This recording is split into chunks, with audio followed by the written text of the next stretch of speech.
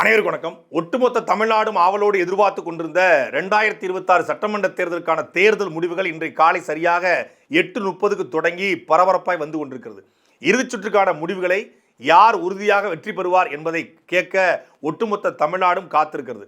இதுவரைக்கும் தாவேகா 107 இடங்களிலும், திமுக 75 இடங்களிலும், அதிமுக 53 இடங்களிலும் முன்னிலை வைக்கிறாங்க. பல இடங்களில் வெற்றியை உறுதிப்படுத்திருக்காங்க. இந்த தேர்தல் யாருமே எதிர்பார்க்காத தேர்தல். இந்த தேர்தல் முடிவுகளும் யாருமே எதிர்பார்க்காத முடிவுகளாக வந்திருக்கிறது. இதுவரைக்கும் இந்த ஊடக கருத்து கணிப்புகள், ஜோதிடங்கள், ஜாதகங்கள், அப்புறம் ப்ரெடிக்ஷன்ஸு, யூடியூப் அனலைஸு, இது எல்லாத்தையுமே இந்த தேர்தல் முறியடித்திருக்கிறது. யாருக்குமே பெரும்பான்மை கிடைக்கல. தாவேகா ஒரு 140 இடங்கள் நிற்குதுன்னா தாவேகா உறுதியாக 120 வரும் ஆட்சி அமைச்சர்னு சொல்லலாம். அதிமுக ஒரு 90 தாண்டி போகுதுன்னா அதிமுக ஆட்சி அமைக்க வாய்ப்பு இருக்குன்னு சொல்லலாம். திமுக ஒரு 90 தாண்டி போயிடுச்சுன்னா திமுகவுக்கு ஏதாவது ஒரு ஆட்சி அமைக்க வாய்ப்பு இருக்குன்னு சொல்லலாம். இப்போ யாருமே ஆட்சி அமைக்க முடியாத ஒரு சூழலுக்கு தள்ளப்பட்டிருக்கு. ஆனாலும் 107 இடங்களில் வெற்றி பெற்றிருக்கிற தமிழக வெற்றி கழகத்தினுடைய தலைவர் விஜய் அவர்கள் தான் தமிழ்நாட்டுடைய முதலமைச்சராக வாய்வதற்கான வாய்ப்புகள் கிட்டத்தட்ட 99 விழுக்காடு இருக்கிறது. தமிழ்நாட்டில் தமிழக வெற்றி கழகம் முதல் முறையாக ஆட்சி அதிகாரத்திற்கு வரப்போகிறது. இதற்கு பல்வேறு காரணிகளை சமூக வலைதளங்கள் எழுதி கொண்டிருக்காங்க. இந்த வெற்றிக்கான காரணம் என்ன? விஜய் 107 தொகுதிகளுக்கு மேலாக முன்னிலை வைப்பதற்கான காரணம் என்ன? 1 கோடி வாக்குகளுக்கு மேலாக எப்படி ஒரு பெற்றாரு? இந்த அலை ஏன் புதுச்சேரியில் வீசல அப்படிங்கிற குறித்து தான் இந்த காணொலியில நம்ம தெளிவா பார்க்க போறோம். நீதி வழங்கும் போது அண்ணன், தம்பி, சொந்தம், பந்தம், பணக்கார, ஏழை எதையுமே பார்க்க கூடாதுடா. நாயத்தை மட்டும் தான் சொல்லணும். ஜனநாயகத்தினுடைய இறுதி நம்பிக்கை தேர்தல். இந்த தேர்தலில் ஒவ்வொரு மக்களும் தான் நாயகர்கள். மக்கள் எதற்கு வாக்கு செலுத்திருக்காங்க? இப்படி போட்டாங்களே தாவேகாக்கு போய், இப்படி போட்டாங்களே திமுகவுக்கு போய், இப்படி போட்டாங்களே அதிமுகவுக்கு போய் என்று யாரையும் வசைபாட வேண்டிய அவசியமோ தேவையோ இல்லை. மக்கள் எப்படி வாக்கு செலுத்துறாங்க அப்படிங்கிறத உண்மையிலேயே யாராலும் கணிக்க முடியாது. தமிழக வெற்றி கழகம் 107 தொகுதிகளுக்கு மேலாக இவ்வளவு பெரிய வாக்குகளை வாங்கியிருப்பதற்கு விஜய் என்கிற ஒரு நாயக பிம்பம், ஒரு ஹீரோ ஒர்ஷிப் எவ்வளவு முக்கியமான காரணமோ அதுக்கு சற்றும் குறைவில்லாது திமுக ஆட்சியின் மீதான அதிருப்தி மிகப்பெரிய காரணம். திமுக ஆட்சியின் மீது எந்த அளவுக்கு அதிருப்தி மக்களுக்கு இருந்திருந்தால் தொடர்ச்சியாக 4 முறை வென்ற, 6 முறை சட்டமன்றத்தில் சென்னையில் மட்டுமே வென்ற தமிழ்நாடு முன்னாள் முதலமைச்சர் ஸ்டாலின் அவர்கள் கொளத்தூர் தொகுதியில் தோல்வியை தழுவியிருக்காரு. சென்னை தங்களுடைய கோட்டை என்று சொல்லப்பட்ட திமுகவோட கோட்டைக்குள்ள ஒரு பெரிய ஓட்டை விழுந்திருக்கு. அந்த ஓட்டையில் 2 படகு மட்டும் தான் தப்பிச்சு போகுது. சேப்பாக்கத்துலேயும் சேகர் பாபு 2 பேரும் தான் தப்பிச்சு போகிறார். உதயநிதி ஸ்டாலின் அவர்களும் சேகர் பாபுவும் பார்டரில் பாஸ் ஆகி வெளியேறியிருக்காங்க. மீதி 14 இடங்களில் தமிழக வெற்றி கழகம் ஸ்வைப் மொத்தமாக சென்னையை கைப்பற்றியிருக்காங்க. அதே போல் இந்த பகுதியில் செல்வாக்கு அதிகம், அந்த பகுதியில் செல்வாக்கு கம்மி என்று சொல்லப்படாத அளவுக்கு சென்னையில் எந்த அளவுக்கோ அதே அளவுக்கு கோயம்புத்தூர்லலாம் கவுண்டம்பாளையம் தொகுதி, அந்த தொகுதியில் தமிழக வெற்றி கழகத்துடைய வேட்பாளர் கிட்டத்தட்ட 80,000 வாக்குகளுக்கு மேலாக, 1 லட்சம் வாக்குகளுக்கு மேலாக வெற்றியை உறுதிப்படுத்தியிருக்காங்க. அதே போல் திருநெல்வேலி சட்டமன்ற தொகுதியில், அதே போல் தூத்துக்குடியில், அதே போல் கன்னியாகுமரி பகுதிகளில், அதே போல் மதுரையில், அதே போல் தேனி மாவட்டத்தில், அதே போல் திருச்சிக்குள்ள, இப்படி எல்லா இடங்களிலுமே தமிழக வெற்றி கழகம் பரவலான வாக்குகளை தமிழ்நாடு முழுமைக்கும் பெற்றிருக்கு. இப்போ திமுகக்குன்னா சென்னை கோட்டை, டெல்டா கோட்டை, தென்மண்டலம் கோட்டை, அதிமுகக்குன்னா கொங்கு மண்டலம் கோட்டை, இந்த பக்கம் வட மாவட்டங்கள் கோட்டை அப்படிலாம் இருந்துச்சுல. இது எந்த மாதிரியான கோட்டையும் இல்லாமல் 234 தொகுதியிலுமே விஜய்க்கு பரவலான மக்கள் வாக்குகளை செலுத்தியிருக்காங்க. பரவலான சொல்ல முடியாது, பெரும்பாலான மக்கள் வாக்குகளை செலுத்தியிருக்காங்க. குடும்பமாக விஜய்க்கு ஓட்டு போட்டாங்க, பெண்கள் வாக்கு விழுந்துச்சு, இளைஞர்கள் வாக்கு விழுந்துச்சு அப்படிங்கிறது எல்லாமே உண்மை என்பது இந்த தேர்தல் மூலமாக உறுதி செய்யப்பட்டிருக்கிறது. இது எதனால் விழுந்துச்சுங்கன்னு எல்லாருக்கும் தெரியும். இது எப்படி வாக்கு வாங்கினாங்கன்னு எல்லாருக்கும் தெரியும். இந்த தேர்தலில் ஒன்று மட்டும் நிச்சயமாக நடந்துக்கிறது, அது தமிழ்நாட்டு அரசியலுக்கு நல்லதுன்னு நான் நம்புகிறேன். ஏன் அப்படின்னா, பணம், இலவசம், அதே போல் இந்த பரிசு பொருட்கள், அப்புறம் சாதி, இந்த மதம், இதை எல்லாத்தையும் தாண்டி மக்கள் வாக்களிக்க தயாராக இருக்காங்க அப்படிங்கிறத இந்த தேர்தல் காட்டுது. அப்போ திமுக வேண்டாம், அதிமுக வேண்டாம்னு சொல்லி இதுவரைக்கும் 1,10,00,000 பேருக்கு மேலே, அதாவது 35 விழுக்காட்டுக்கு மேலே தமிழக வெற்றிக்கு வாக்கு செலுத்தியாக நம்ம அறிய வரும். அது 38 ஆகலாம், இல்லை 40 ஆகலாம், அது 1 கோடி 1.5 கோடியாக கூட மாறலாம் மொத்தமாக முடிவு வரும்போது. அப்போது 1.5 கோடி மக்கள் ஒரு மொத்தமான மாற்றத்துக்கு தயாராக இருக்காங்க. இந்த 1.5 கோடி மக்கள் எதை நம்பி வாக்களித்தார்களோ அது நிறைவேற்றப்படவில்லை என்றால், அது சரியாக என்றால் அந்த மாற்றத்துக்கான மக்கள் தயாராக இருக்கிறான். அப்போ மாற்றம் ஒன்று தமிழ்நாட்டில் தேவைங்கிறத முடிவு பண்ண பிறகு திமுக வேண்டாம், அதிமுக வேண்டாம், ஒரு நாயக பிம்பத்தோடு பிரம்மாண்டமாக பேரெழுச்சியாக வரக்கூடிய முழுக்க முழுக்க களத்திலேயே தமிழக வெற்றி கழகம் பெரிய வேலைலாம் செய்யலை. தமிழக வெற்றி கழகத்துடைய வேட்பாளர்கள் களத்தில் வந்து ரத்தம் சிந்தி வேர்வை சிந்தி அப்படிலாம் உழைக்கலை. சொல்ல போனால் 234 தொகுதியில் விஜய், ஆதவர்ஜுனா, புஷி ஆனந்த், செங்கோட்டையன், ஜேசிடி பிரபாகர், இப்படி ஒரு அறியப்பட்ட ஒரு 10-15 முகங்களை தவிர ஒரு 200க்கும் மேற்பட்ட வேட்பாளர்களை அந்த மக்களுக்கு யாருன்னு தெரியாது. யாருக்கு ஓட்டு போட்டோம் அதெல்லாம் தெரியாது. மதுரையில் வந்து பிடிஆர் ஒரு 100 ஆண்டு கால திராவிட பாரம்பரியம் கொண்டவர், அவர் தோற்கிறாரு. அந்த பக்கம் குஷ்பு அவருடைய கணவர் சுந்தர்சி, அவர் அறியப்பட்ட முகம், ஆனாலும் அரசியலுக்கு புதுசு, அவரும் தோற்று போகிறார். அவர் 3ஆம் இடத்துக்கு தள்ளப்படுறாரு, இவர் 2ஆம் இடத்துக்கு பிடிஆர் தள்ளப்படுறாரு. முதல் இடத்திற்கு ஊடகங்களில் எல்லா ஊடகவாதங்கள்லையும் காமெடியாக்கப்பட்ட, விமர்சனத்துக்கு உள்ளாக்கப்பட்ட, கேட்குற கேள்விகளுக்கே பதில் சொல்ல திணறுகிற ஒருத்தர், ஆனால் தமிழக வெற்றி கழகத்திற்கு தன்னுடைய பேச்சு மூலமாக பேசிக்கொண்டிருந்த தமிழக வெற்றி கழகத்துடைய ஊடக முகமாகவே அறியப்பட்ட அவர் ஒரு மாற்றுக் கட்சி, ஒரு லற்றுப்பேடு கட்சி என்று கிண்டல் செய்யப்பட்ட ஒருத்தர் முஸ்தபா வெற்றியை பெற்று அவர் ஆயிரக்கணக்கான வாக்குகளை வித்தியாசத்தில் வெற்றி பெறுறாரு. அப்போ முஸ்தபாவுக்கு வாக்கு விழுது, தமிழக வெற்றி பெறத்தில் அறியப்படாத ஒரு முகத்துக்கு வாக்கு விழுது. அப்போ தான் ஸ்ரீநாத் போகிறார் தூத்துக்குடிக்கோ அவருக்கு எந்த பிரச்சனையும் இல்லை. ஒரு மக்கள் போராளியோ, தூத்துக்குடி ஸ்டெர்லைட்டுக்கோ, இல்லை மீனவர் பிரச்சனைக்கோ, இல்லை அங்கே கூடிய மீன் கழிவு போராட்டத்துக்கோ எந்த களத்திலும் அவர் இல்லை. ஆனாலும் களத்திலே இல்லாத ஸ்ரீநாத் விஜயனுடைய நண்பர் என்ற அடிப்படையில் அவருக்கான வாக்கு விழுது கிட்டத்தட்ட 80,000 வாக்குகள் மேலே தாண்டி அவர் வெற்றி பெறாரு. இப்போ தான் வந்தார் மிஸ்ரான்னு ஒருத்தர், ஜெகநாத் மிஸ்ரா. ஒரு 2 நாளைக்கு முன்னாடி தமிழக வெற்றி கழகம் வேட்பாளர் அறிவிப்பிற்கு 2 நாளைக்கு முன்னாடி அவர் ஒரு அமைப்பு வச்சிருக்காரு, அந்த சமூக அமைப்பு. அவர் வந்து வெற்றி பெறாரு.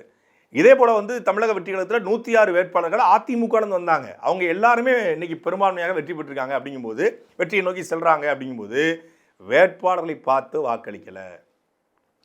கொள்கை என்ன அப்படின்னு தமிழக எடுத்து இன்னைக்கு வரைக்கும் கேட்குறோம். கொள்கை அவங்களுக்கு கிடையாது, கொள்கை தேவையில்லைன்னு முடிவு பண்ணிட்டாங்க.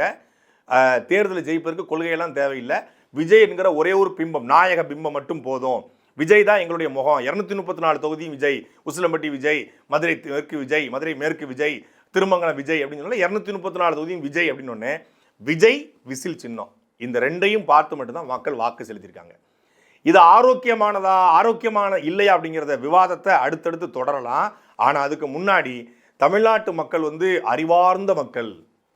தமிழர் என்று ஒரு இனம் உண்டு, தனித்தே அவருக்கு ஒரு குணம் உண்டு, வீரமும் மானமும் ஒரு உயிரென்று, அமிழ்தம் அவரது மொழியாம், அன்பே அவரது வழியாம்லாம் பாடணும்ல. அதெல்லாம் இல்லை. நீங்கள் அதான் தூக்கி ஓரமாக வைங்க.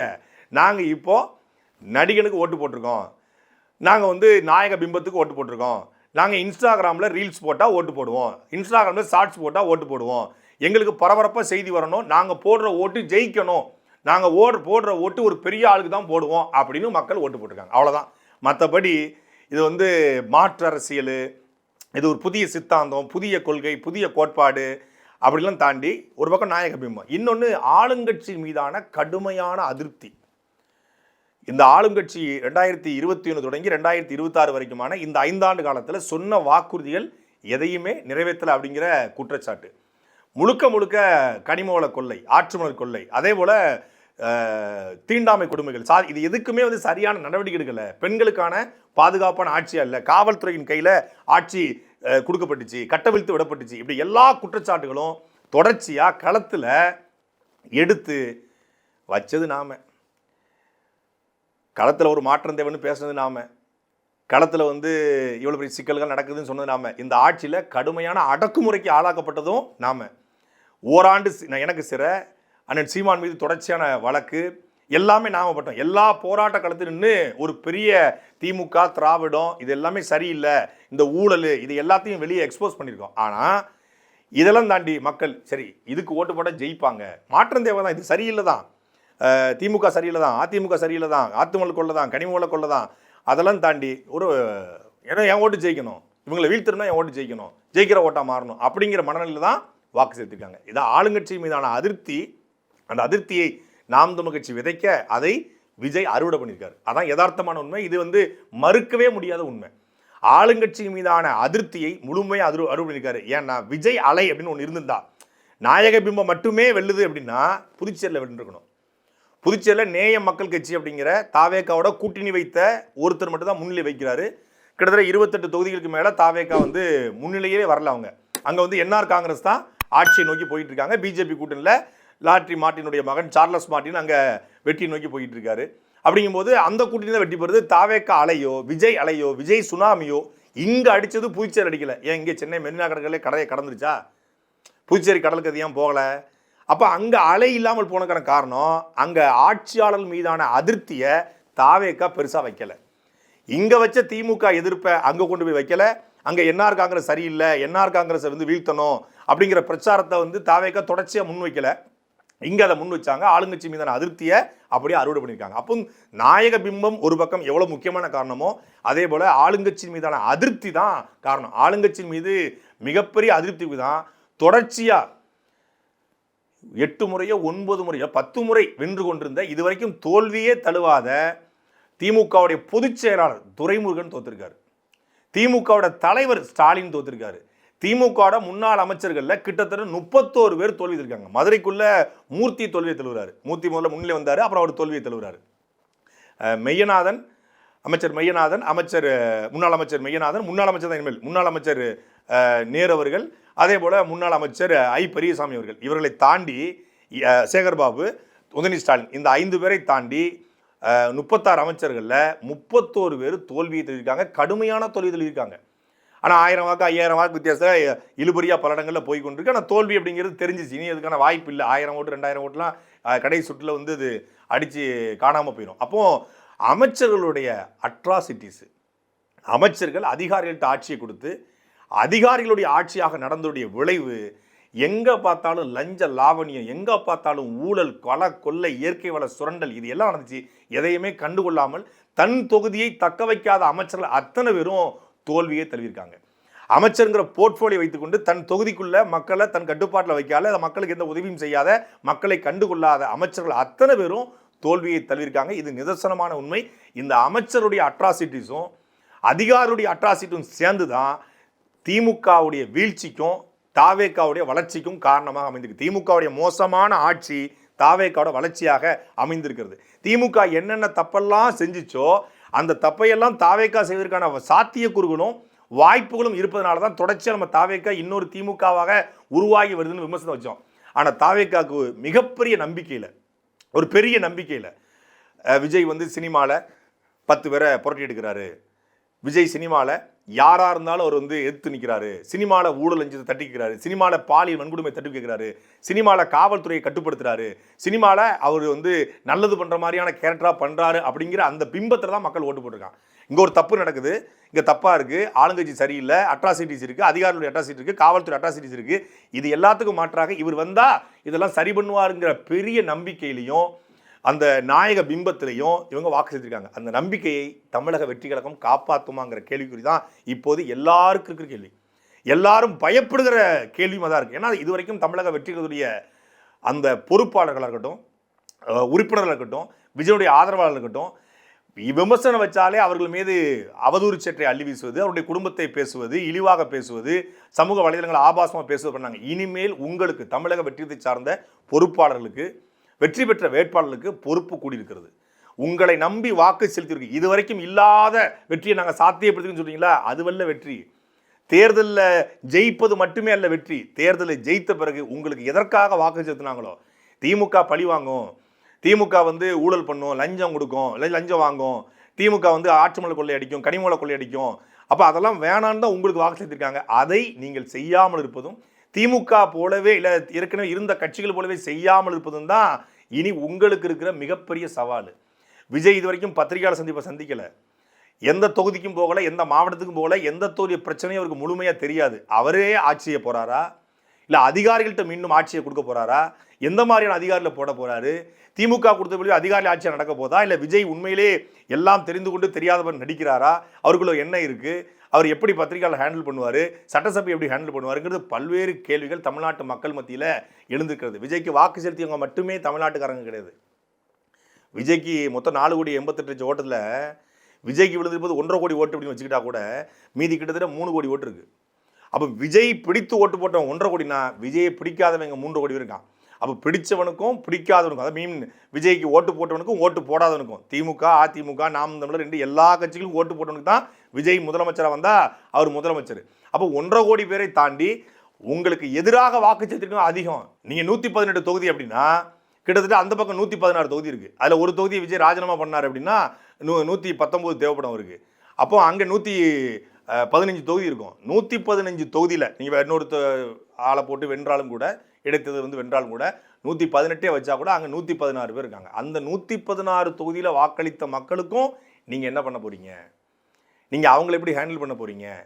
அந்த சட்டசபையில் அந்த சட்டமன்ற உறுப்பினர்கள், எதிர்க்கட்சி தலைவர்கள் கேட்குற கேள்விகளுக்கு அடுத்தடுத்து என்னென்ன பதில் சொல்ல போகிறீங்கிற பொறுத்து தான் தாவேகா இந்த நிலத்தில் நீடித்து நிற்பதும் தாவேகாவை நம்பி வாக்கு செலுத்திய மக்களுக்குமான பரிசாக உண்மையான வெற்றியாக அமைய போகுது. அப்போ இனிமேல் தான் களமே சூடுபிடிக்க போகுது. தேர்தலோட முடிஞ்சிருச்சு, மே 4 முடிஞ்சிருச்சு, 6 மணியோட முடிஞ்சிருச்சு. இனிமேல் எந்த ஆட்டத்தையும் பார்க்க முடியாது, இனி அவ்வளோதான், இனி பிளாஸ்ட் தான், இனி வெறித்தனம் தான், அப்படிலாம் கிடையாது. இனிமேல் தான் தமிழ்நாட்டில் ரியல் பாலிடிக்ஸ் தொடங்க இருக்கிறது. எந்த பாலிடிக்ஸு? உண்மையான எதிர்க்கட்சிக்கான ரோல் தொடங்க இருக்கிறது. நாம் தமிழர் கட்சி வந்து இந்த தேர்தலில் தோல்வியை தழுவி விட்டதா? உண்மையாக நேர்மையாக புதிய சித்தாந்தத்தை, மாற்று கருத்தை முன்வைத்து, நான் இலவசம் தரமாட்டேன், உங்களை ஏமாற்ற மாட்டேன், உங்களை கையேந்த விட மாட்டேன், எனக்கு ஓட்டு போட்டால் போடு, சாதி பார்த்து ஓடுகிற ஓட்டு எனக்கு தீட்டு என்று பொது தொகுதியில் மக்களை நிப்பாட்டி, பெண்களுக்கு நிகராக ஆண்களுக்கு நிகராக பெண்களை நிப்பாட்டி ஒரு மாற்று அரசியலை முழுமையாக முன் வச்சார்.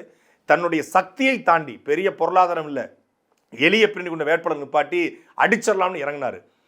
காரைக்குடி தொகுதியில் சீமானுடைய தோல்வி எனக்கு மிகப்பெரிய வருத்தத்தையும் வேதனையும் அளித்திருக்கிறது. இது அண்ணன் சீமானுடைய தோல்வியே கிடையாது, ஒட்டுமொத்தமான தமிழ்நாட்டு மக்களுடைய தோல்வி என்பதை வரும் காலங்களில் தமிழ்நாட்டு மக்கள் உணர்வார்கள். காரணம் என்னன்னா, ஒரு மாற்று அரசியல் உள்ளே போய் கேள்வி எழுப்பக்கூடிய இடம் இல்லாமல் போயிடுச்சு. ஆனாலும் தோற்று போயிட்டா சீமான் வீட்டுக்குள்ளே முடங்கி போயிடுவாரா? மீண்டும் பல மடங்கு வீரியத்தோடு களத்தில் எதிர்கட்சியாக குரல் எழுதும். எங்கெல்லாம் பிரச்சனை இருக்கோ அங்கே சீமான் குரல் இன்னும் ஓங்கி ஒலிக்கும், அங்கே நாம் தமிழர் குரல் இன்னும் ஓங்கி ஒலிக்கும், தமிழ் தேசியவாதிகள் குரல் இன்னும் ஓங்கி ஒலிக்கும். இந்த வியூகத்தை மாற்றிருக்கலாம், இந்த பெண்கள் எப்படி போவானி வேட்பாளர் ஆக்கக்கூடாது, சாமானிகளை போட்டுருக்கூடாது, பணக்காரனை போட்டுக்கணும், அதெல்லாம் வந்து தேர்தல் களத்தில் இந்த களம் எப்படி வாக்கு வாங்கினது ஒரு நாயக பிம்பத்தில் ஓட்டு போட்டாங்க. அதனால் இந்த வெற்றி தோல்வி இதெல்லாம் தாண்டி நாம் தமிழ்ச்சி இந்த களத்தில் உறுதியோடு மீண்டும் வலுவான எதிர்க்கட்சியாக நிற்குமே ஒழிய ஒரு அடி கூட நாம் தமிழ் கட்சி பின்வாங்க போகிறதும் கிடையாது, தமிழ் தேசியவாதிகளும் பின்வாங்க போகிறதும் கிடையாது. அப்போ நாம் தமிழ் கட்சி இந்த களத்தில் பெறுகிற ஒவ்வொரு வாக்களுமே விலை மதிப்பு மிக்க வாக்குகள். இவ்வளோ பெரிய சுனாமியில், இவ்வளோ பெரிய புயலில், இவ்வளோ பெரிய நாயக பிம்பத்தில் நாம் தமிழ் கட்சி தன்னுடைய வாக்காளர்களை தக்க வைத்து மேலே ஏறும் என்ற பெரிய நம்பிக்கை எனக்கு இருந்துச்சு. ஆனால் அந்த வாக்கை மேலே கூட்டவில்லைனாலும் கூட நாம் தமிழ் கட்சியுடைய வாக்காளர்களை, நாம் தமிழ் கட்சியுடைய உறுப்பினர்களை யாரும் விலை கொடுத்து வாங்க முடியல என்பதை பல இடங்களில் நாம் தமிழ் கட்சி நிரூபித்திருக்கிறது. பலமுனை போட்டிக்கு மத்தியில் நாம் தமிழ் கட்சியுடைய வாக்காளர்கள் பல இடங்களில் 15,000, 14,000, 12,000 என்று ஒரு தொகுதிக்கு வாங்கியிருக்காங்க. அப்போ அந்த தொகுதியில் ஒரு 10,000, 12,000 பேரை தமிழ் தேசியத்தின் பக்கம் அண்ணன் சீமானவர்கள் திருப்பியிருக்காரு. இது வந்து ஒரு உண்மையான அண்ணன் சீமானு கொடுத்த வெற்றி என்பதை தாண்டி அவர் உழைப்புக்கு மக்கள் நிற்கிறாங்க, அவர் உழைப்பின் பக்கம் மக்கள் நிற்கிறாங்க. அவருடைய உழைப்பை வந்து அங்கீகரிக்காமல் போயிருக்கலாம், ஆனால் உழைப்பை மொத்தமாக உதாசீனப்படுத்தி தூக்கி தூர எரிஞ்சிடல. அவர் பக்கமாக அவர் கூட்டம் நின்று கொண்டு தான் இருக்கிறது. அந்த கூட்டம் இன்றைக்கு அது சரிய வைக்கப்பட்டிருந்தாலும் சூழ்ச்சிகளால், அவதூறுகளால், பல்வேறு போலியான விமர்சனங்களை அது வந்து வீழ்த்த முயற்சிஇருந்தாலும் நாம் தமிழ் கட்சி இன்னும் பல மடங்கு வீரியத்தோடு எழுந்து வரும். மே 18 மீண்டும் நாம் தமிழ் கட்சிக்கான தேவை இந்த நிலத்தில் இருக்கிறது. இங்கே கல்குவாரி பிரச்சனை யார் வந்து போராடுவா? மீனவர் பிரச்சனை யார் வந்து போராடுவா? தூய்மை பணியாளர் போராட்டம் யார் வந்து போராடுவா? எந்த போராட்டம் நடந்தாலும் அங்கே நாம் தமிழ் கட்சி களத்தில் முதலாளாக வந்து நிற்கும். தமிழ்நாட்டில் போராட்டம் நடந்துட்டு தான் இருக்கும், போராட்டத்தில் முதலாளாக நாம் தமிழ் நிற்க தான் போகுது. அப்போ அந்த களத்தை விட்டு நாம் தமிழ் கட்சி வெளியேற போகிறது இல்லை. நாம் தமிழ் கட்சி அந்த உறவுகள் பல பேர் சமூக வலைதளங்களில் வந்து கடுமையான விமர்சனங்களை வந்து வைத்து கொண்டு இருந்தாங்க. அதுக்கு இது வந்து இப்படி வியூகத்தை மாற்றிருக்கலாம், அப்படி வியூகத்தை மாற்றிக்கலான்னு. ஆனால் சீமானவர்கள் தன்னுடைய கால்களை நம்பி தன் மொழியையும் தன் இனத்தையும் முழுமையாக நேசித்து இந்த களத்தில் நின்னார். அவர் உழைப்பை 100 விழுக்காடு போட்டார். ஒரு நீச்சல் குளத்துக்கு போகிறோம், ஒரு தடவை தவறி கீழே விழுந்துடும், நீச்சல் குளத்துக்குள்ளே நீச்சல் அடிக்கும் போது மூச்சு தண்ணீர் விட்டுரும். அதுக்காக நீச்சலே மறந்துட போகிறோமா? வாகனத்தில் பயணப்பட்டு போய்கிட்டு இருக்கோம், ஏதோ ஒரு இடத்துல விபத்தாயிருது, என் வண்டியை 4-5 தடவை மோதி இருக்கு, வண்டியே வாடாங்க ஏழுமே அப்படின்னு போக முடியுமா? வானூர்தியில் பயணிக்கிறோம், திடீர்னு கோளாறு ஏற்பட்டு வண்டி இறங்கிடுது. இனி வானூர்தி பயணமே வேணான்னு முடிவு பண்ணிட முடியுமா? தொடர் வண்டியில் போகும்போது விபத்துக்குள்ளாயிருது, தொடர் வண்டியை வேணான்னு முடிவு பண்ண முடியாது. குழந்தை எந்திரிச்சு நிற்கும் போது தவறி தவறி கீழே விழுது, தவறி தவறி விழுந்த குழந்தை தான் திருப்பி திருப்பி எந்திரிக்க முடியும். நீ 100 முறை தோல்வியை தழுவினாலும் அந்த 101வது முறை எந்திரிச்சு நிற்கிறவன் எவனோ அவன்தான் அதிக வலிமை கொண்ட வீரனாக இருப்பான்.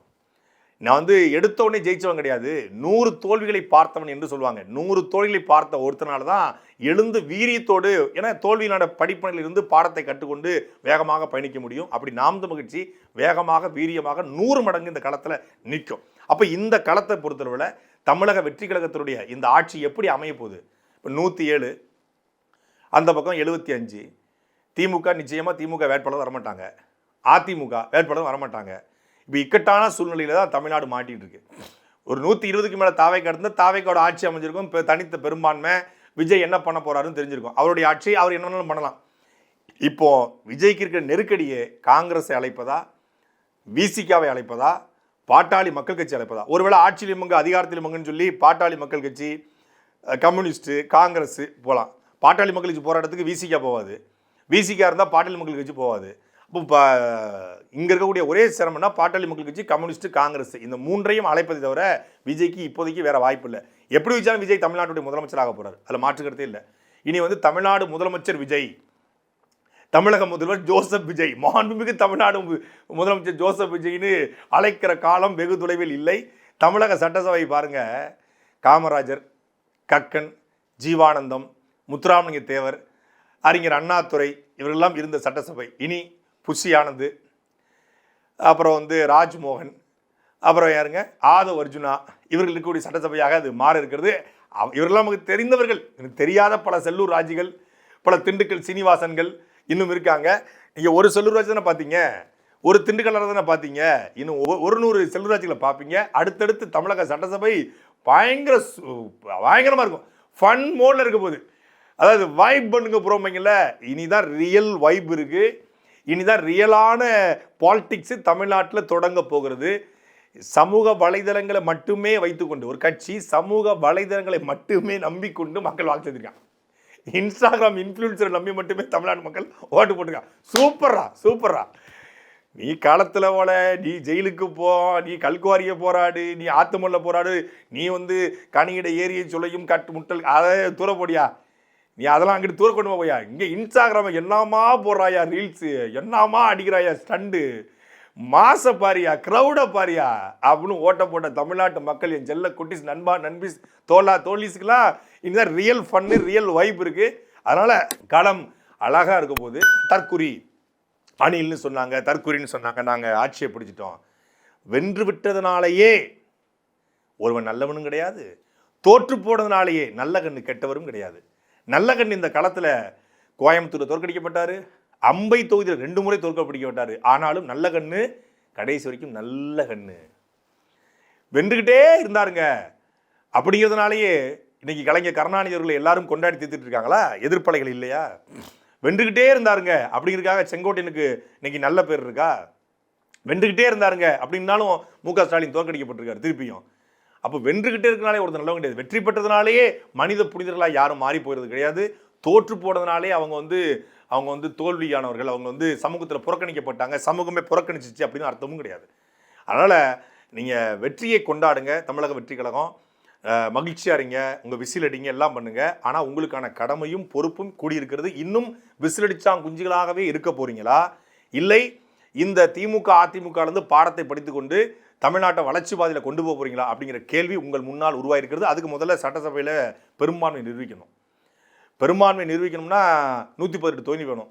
118 தொகுதி வேணும்னா யார்ட்டையாவது வாங்கணும். அப்போ ஆட்சியிலும் மங்கு அதிகாரத்திலும் மங்கு கொடுக்கணும். ஆட்சியிலும் மங்கு அதிகாரத்திலும் மங்கு கொடுக்கும்போது அவங்க சொல்கிற ஆட்சி தான் இங்கே நடத்தணும். அவங்க எந்த மாதிரியான ஆள், அவங்க நல்லவங்களா, அவங்க நேர்மையானவங்களா அப்படிங்கிற பல்வேறு கேள்விகள் இருக்குது. ஒரு டஃப் ஃபைட்டு தமிழ்நாடு ஒரு சிக்கலான சூழ்நிலையில் மாட்டிருக்கு அப்படிங்கிறத பார்க்க முடியுது. சிக்கலாக மாட்டிருக்கு, ஒரு இடியாப்ப சிக்கலுக்குள்ள மாட்டிருக்குது. இந்த இடியாப்ப சிக்கல்லேருந்து தமிழ்நாடு எப்படி மீண்டு வரப்போகுது, தமிழ்நாடு வளர்ச்சி பாதையில் போகுதா வீழ்ச்சி பாதையில் போகுதா அப்படிங்கிறது அடுத்தடுத்து பார்ப்போம். ஆனால் அநீதிகளுக்கு எதிரான சாட்டை எப்போதையும் விட பல மடங்கு வீரியத்தோடு அறிவுத்தளத்தில் சொல்லணும். யார் தவறு செய்தாலும் அதை நேர்மையின் பக்கம் நின்று, அறத்தின் பக்கம் நின்று நாம் கேள்வி கேட்போம். ஒருவேளை தமிழக வெற்றி கழகம் நல்லது பண்ணுதுங்க, மக்களுக்கான நல்லாட்சியை கொடுக்க தொடங்குறாங்க அப்படின்னா வாழ்த்துவோம். தமிழக வெற்றி கழகம் தவறு செய்தால் அந்த தவறை சுட்டி காட்டி அநீதி இருக்கிற சாட்டைய சொல்லட்டுவோம். சாட்டை எடுத்து நாட்டை திருத்து, இளம் தலைமுறை தானே நீ வழி